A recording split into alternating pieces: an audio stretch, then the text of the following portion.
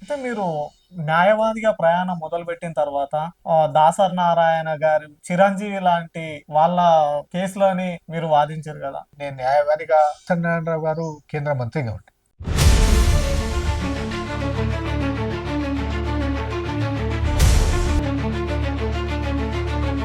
ఆ తర్వాత చిరంజీవి ప్రజారాజ్యం,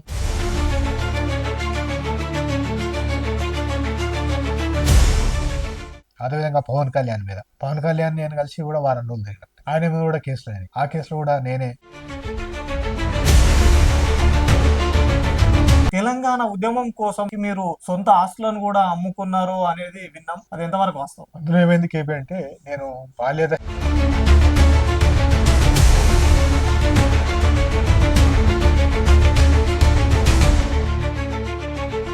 ఆ క్రమంలోనే టిఆర్ఎస్ పార్టీ పుట్టడం, 2004-05లో కేసీఆర్ గారిని కలవడం, 2000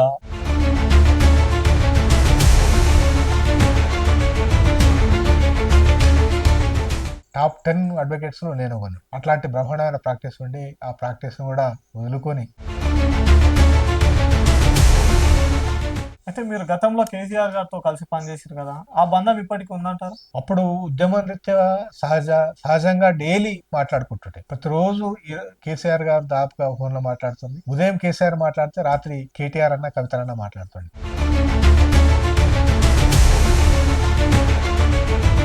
అయితే మీరు ఇన్నాళ్ళు న్యాయవాదిగా, ఒక ఉద్యమకారుడిగా, పబ్లిక్ ప్రాసిక్యూటర్ గా కూడా చేశారు. అది కూడా అయిపోయింది. అయితే మళ్ళీ రాజకీయాల్లోకి వచ్చే ఆలోచన ఏమైనా ఉందా? వాస్తవంగా ఒకటి ఎందుకు అయిపోయింటే, నేను సమాజంలో జరుగుతున్న అనేక అంశాల విషయంలో నిరంతరంగా నేను పనిచేస్తూ ఉన్నాను. అందులో భాగంగానే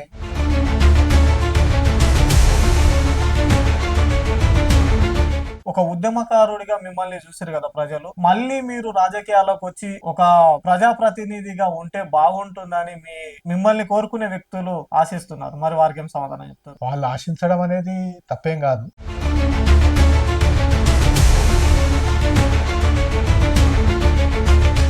మహబూబ్ నగర్ నియోజకవర్గంలో కొంత రాజకీయంగా స్పేస్ ఏర్పడ్డది. అది మీరు భర్తీ చేస్తే బాగుంటుందని కొందరు అభిప్రాయపడుతున్నారు.